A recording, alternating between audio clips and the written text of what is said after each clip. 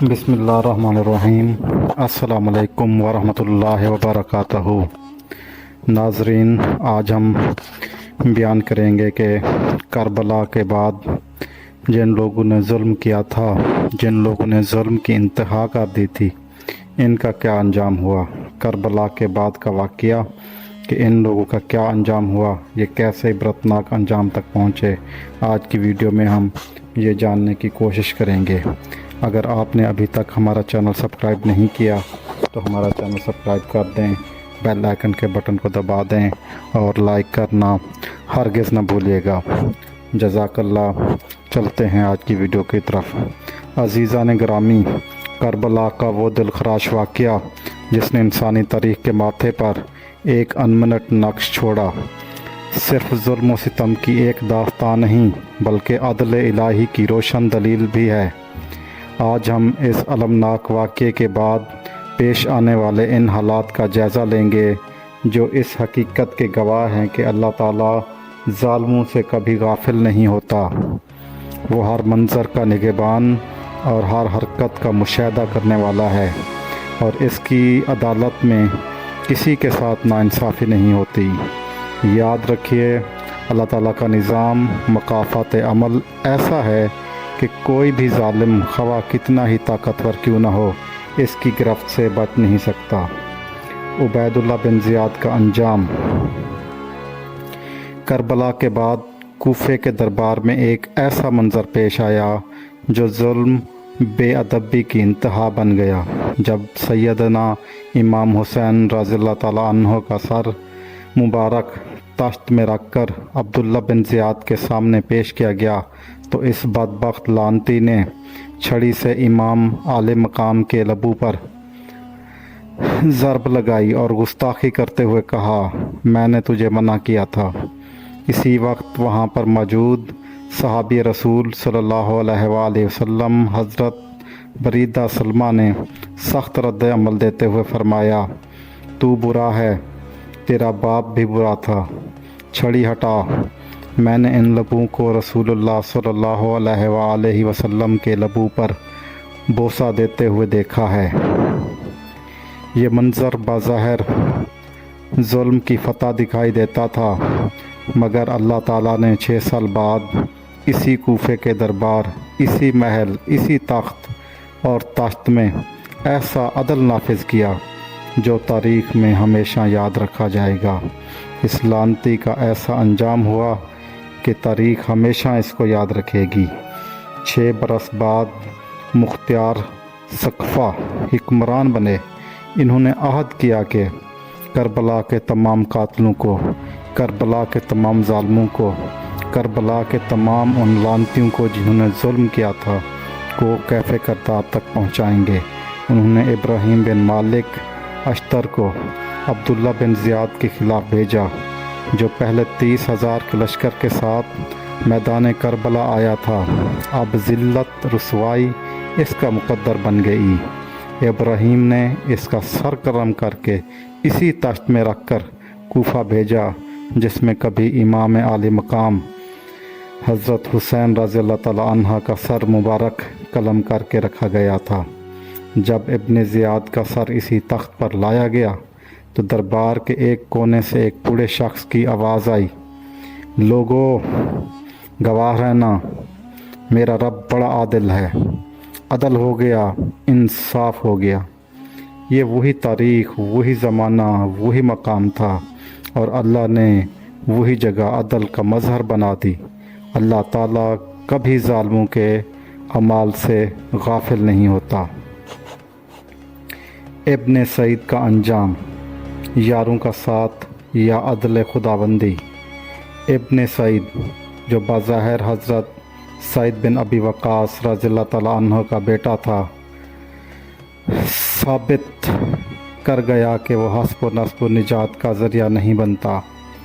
अल्लाह मुर्दों से ज़िंदा और ज़िंदों से मुर्दा निकालता है और इसका निज़ाम हर चीज़ पर कादिर है। इब्न सईद को यकीन था कि मुख्तियार इसका दोस्त है, इसलिए इसे कुछ नहीं होगा। इसने बीमारी का बहाना करके गोशा नशीन होने का दावा किया, मगर मुख्तियार ने कहा, اب اسے اللہ یاد آ گیا ہے۔ کچھ گناہ ایسے ہوتے ہیں جو اللہ معاف نہیں کرتا، کیونکہ جب اس کو بلایا گیا تو اس نے کہا کہ میں تنہائی میں اللہ کی عبادت کر رہا ہوں اور میں بیمار ہوں۔ حسین رضی اللہ تعالیٰ عنہ کی گستاخی رسول اللہ صلی اللہ علیہ وآلہ وسلم کی گستاخی ہے، اور اللہ ایسے شخص کو معاف نہیں کرے گا۔ گرفتاری کے بعد ابن سعید نے منت سماجت شروع کر دی، لیکن ایک سپاہی نے کہا، اگر تو نے محمد صلی اللہ علیہ وآلہ وسلم کے نواسے ان کے لخت جگر کو مار سکتا ہے تو تجھے تیرا یار بھی مار سکتا ہے۔ آخر کار ایک ہی وار میں اس کا سر قلم کر دیا گیا، اور اس بدبخت کا سر قلم ہو گیا۔ امام حسین کے جسم پر 82 زخم تھے، مگر انہوں نے صبر اور وقار کا مظاہرہ کیا۔ ابن سعید اور اس کے بیٹے حفظ کے سرو کو تشت میں رکھ کر مدینہ بھیجا گیا، جہاں حضرت محمد بن حنیفہ نے فرمایا، یہ کمینوں کے سر میرے بھائی حسین کے سر کا بدلہ نہیں ہو سکتے۔ حسین کی شان وہ ہے جس کا کوئی بدلہ نہیں۔ خولی بن یزید کا انجام، دنیاوی دولت کی حقیقت۔ خولی بن یزید، جس نے امام حسین رضی اللہ تعالیٰ عنہ کا سر کاٹا، خوف سے کوفہ چھوڑ گیا، مگر واپس آ گیا۔ مختار نے اسے گرفتار کرنے کے لیے سپاہی بھیجے۔ وہ ایک ٹوکرے میں چھپ گیا۔ جب اسے معلوم ہوا کہ مختار کے سپاہی اس کے جہانباز مجھے گرفتار کرنے آ رہے ہیں، تو وہ جا کر ایک ٹوکرے میں چھپ گیا، مگر اس کی بیوی جو اہل بیت سے محبت رکھتی تھی، اس نے ہوشیاری سے اسے بے نقاب کر دیا۔ جب اسے پکڑے جانے پر اس نے اپنی ساری دولت پیش کی، مگر سپاہیوں نے لینے سے انکار کر دیا۔ جب سپاہی اس کے گھر پر پہنچے تھے تو اس کی بیوی نے ہاتھوں سے ٹوکرے کی طرف اشارہ کیا اور منہ سے کہا کہ وہ گھر پر نہیں ہے، لیکن اپنے ہاتھوں سے اشارہ کیا کہ اس ٹوکرے کو دیکھیں۔ تو جب سپاہیوں نے ٹوکرا اٹھایا تو یہ بدبخت پکڑا گیا، اور جب یہ بدبخت پکڑا گیا تو اس نے دولت اور ان چیزوں کی آفریں کرنا شروع کر دی، اور جن کو دین سے لگاؤ ہو ان کے دنیا کے سارے مال ان کے لیے کوئی معنی نہیں رکھتے۔ دنیا کی دولت کے لیے تو حسین کا تو نے سر کاٹا تھا، اب یہ نہ دنیا چھوڑے گی نہ آخرت چھوڑے گی۔ اسے کوفے کی گلیوں میں اسی طرح گھمایا گیا جیسے اہل بیت کو گھمایا گیا تھا۔ جو شخص حسین کے قتل کا فخر کرتا تھا اب انکار کر رہا تھا، اور اسے زخمی کر کے زندہ جلا دیا گیا۔ لوگ کہتے ہیں اللہ نے ڈھیل دی تھی، اب رسی کھینچ لی، اور یہ اب بدبخت اپنے انجام کو پہنچ گیا۔ شمر ذوالخروشن کا ذلت امیز انجام اور امام سجاد کا کرم۔ شمر ذوالخروشن مدینہ پہنچا اور حضرت امام زین العابدین سے پناہ مانگی۔ امام رضی اللہ تعالیٰ عنہ نے اسے پانی پلایا، وہ حیران ہوا،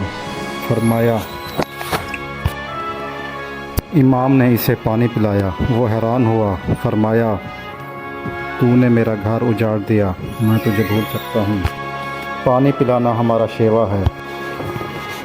شمر کربلا کے میدان میں یزیدی لشکر کا ایک اہم اور ظالم کمانڈر تھا۔ تاریخی روایات کے مطابق شمر ہی وہ بدبخت تھا جس نے امام حسین علیہ السلام کو شہید کرنے میں اہم کردار ادا کیا۔ بعض روایات میں آتا ہے کہ یہ وہی امام کے گلے پہ بیٹھا اور انہیں شہید کیا۔ اس کی بے رحم فطرت اور اہل بیت کے ساتھ اس کے سلوک نے اسے تاریخ کا بدترین کردار بنا دیا۔ کربلا کے بعد شمر نے کوفہ اور شام میں بھی ظلم و ستم جاری رکھا، لیکن عدل الہی سے کوئی بچ نہیں سکتا۔ روایت کے مطابق 6 سال بعد شمر ایک لڑائی میں ہلاک ہوا۔ وہ نہایت ذلت، رسوائی اور لعنت کے ساتھ مارا گیا۔